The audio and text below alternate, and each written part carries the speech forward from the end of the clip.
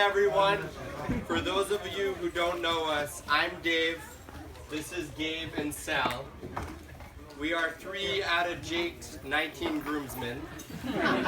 We are honored to be here today and so excited to celebrate Christmas in July with all of you. Before we kick it off, we want to toast the parents of the bride and groom, Alan and Helen, Bob and Michelle. Thank you for putting together such an amazing weekend, and congratulations to you. Thank you. As all of you know, Jake is a kind and caring person, and he always puts his friends and family before himself. That's all fine and dandy, but that's not what we're going to talk about tonight. Tonight, we are here to roast Jake. So when I sat down to write this speech, the very first thing I did was look back upon our Facebook friendship over the years. In this particular case, it's really funny to see all the ups and downs we've been through together. More specifically, though, I'm talking about our weight. It's been mainly ups. I gotta say, though, Jake, you look fantastic tonight, so enjoy the down while it lasts. It's safe to say that Emily is buying low.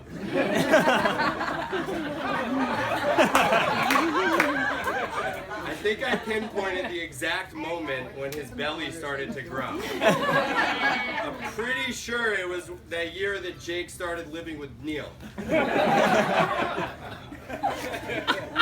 Father Neil? Jake went from eating Michelle's hearty home cooking to Big Daddy Neil's Franklin Pierce microwave special. And as Jake became more of a person, his hair kept up with the pace.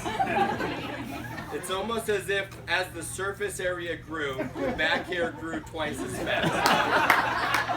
Jake has transitioned from a chipmunk in middle school to a teen wolf in high school and has emerged as a full-grown gorilla.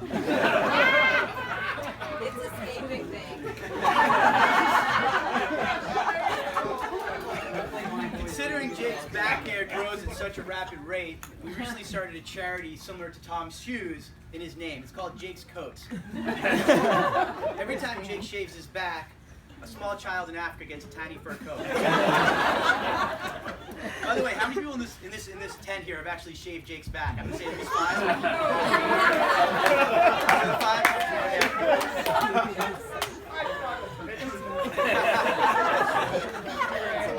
Jake is such a good guy, and he always has the best of intentions. But sometimes his ability to follow through, his ability to think through consequences isn't really the best. So, allow me to elaborate. During our college years, I remember we visited some friends together at the University of Delaware, and a group of us got stopped by campus police while we were walking to a party. We realized there was no time to throw out our beer. We all figured if we were honest with the cops, we'd likely just get cited with a ticket or something simple like that.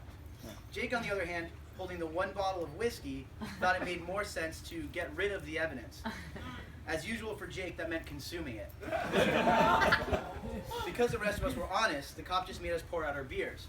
Jake ended up getting arrested for internal possession. That's a real charge, apparently. So after Jake graduated college, he took a job working for my parents' jewelry business. When he started, he was a motivated, enthusiastic salesman. He was social and talkative with all the customers. He was the king of the add-on sales, and he soon rose the ranks and became the #1 salesman of the company. Out of 2. That was, of course, until he met Emily. It was almost as if he was struck by lightning and the rest of the world just disappeared. While his heart was racing, his productivity flatlined. It got to the point where he would just spend the entire day texting Emily. If a customer came to ask him a question, he wouldn't even look up from the emoji-filled texting chain. And well, just like that, Jake became the worst salesman. My mom did not want me to tell that joke. But that's when we knew it was pretty clear that Emily was the one. Jake's not a planner, and he's never really been one who's been the decisive one of the group. Has anyone ever tried to make plans with Jake? Has everyone ever enjoyed trying to make plans with Jake? The worst. About a year ago, I was planning Dave's bachelor party. We had a group email where 15 guys shared their opinions on fun cities to visit, places to stay, plane fares, etc. After a couple months of preparation, we finally had a plan in place. We were going to go stay in a big rental house in Austin, Texas. Literally 2 weeks before the party, after everyone had already booked their flights and paid for the house, Jake came alive in the email chain. Hey guys, why don't we try something different, like maybe Iceland? Iceland is really fun this time of year. Anyone want to guess why he suggested Iceland? Because Zach thought it was cool.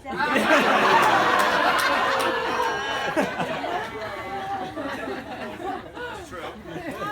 That's true. And to add to that, has anyone noticed that Jake copies literally everything Zach does? He has his own language that no one understands. Pretends he created it, but we all know it was Zach. Zach went to Charleston for his bachelor party. So did Jake. Zach asked groomsmen to wear white pants and white shirts for the ceremony. No jacket. So did Jake. Having a beach wedding. Marrying a Newton girl. Jake, your laugh is like a combination of Fat Bastard from Austin Powers, an old senile man, Zach, Bob, Barney the dinosaur. We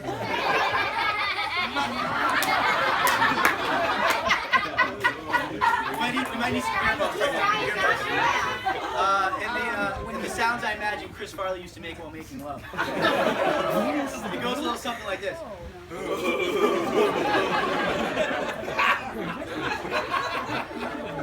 Hey Jake, weren't you supposed to run the LA Marathon like 5 years ago? I could have sworn you told everyone you were going to run the marathon. Then you got caught up binge watching Dexter on Netflix. And that was the end of that.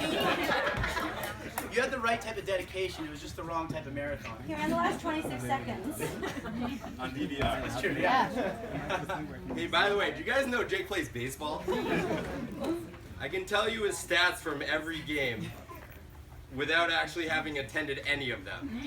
He made sure everyone in the neighborhood knew how he performed. Never of which did he exaggerate. It seems he averaged a home run and a no-hitter every game. We like to poke fun at Jake, but one of the things he excels at is busting a move on the dance floor. It seems every party or wedding, he invents a new dance move. I've always wondered where he got his skills. This is not one of the things that he clearly copied from Zach. Jake's not like our friend Greg, who watches an Usher music video and then practices in the mirror.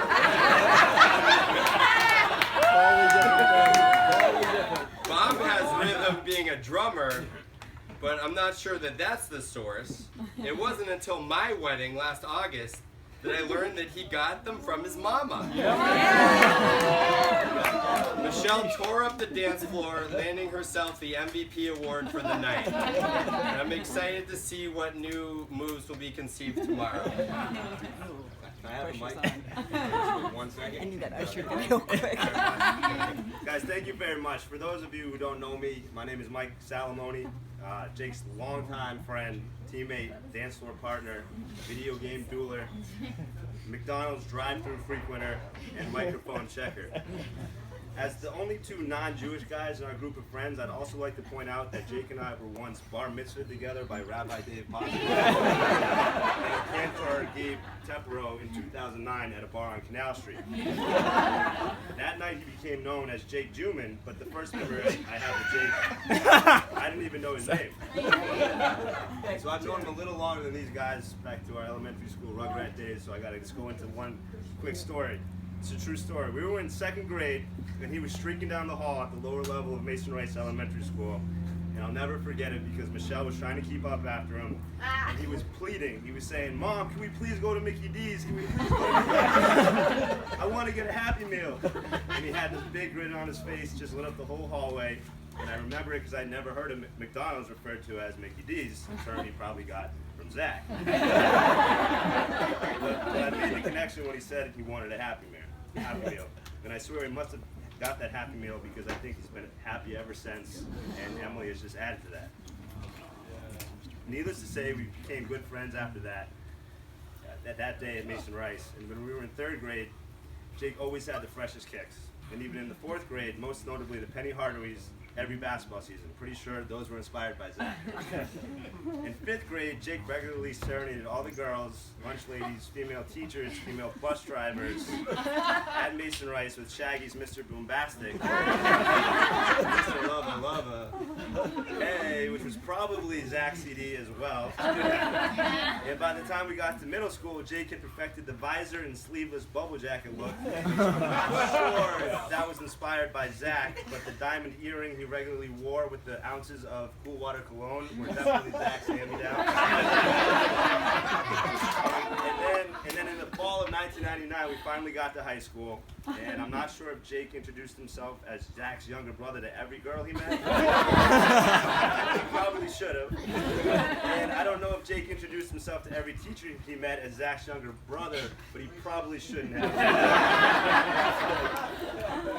I love you, Big Z.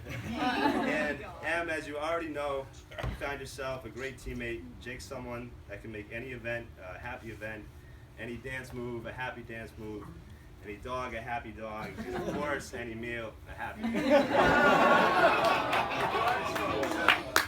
Jake, in all seriousness, I know we joked a lot about you tonight, but the truth is you're the nicest, most thoughtful guy we know.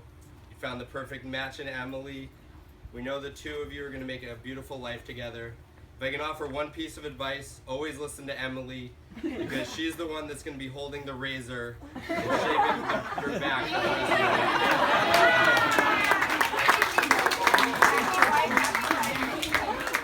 All right, one last quick story.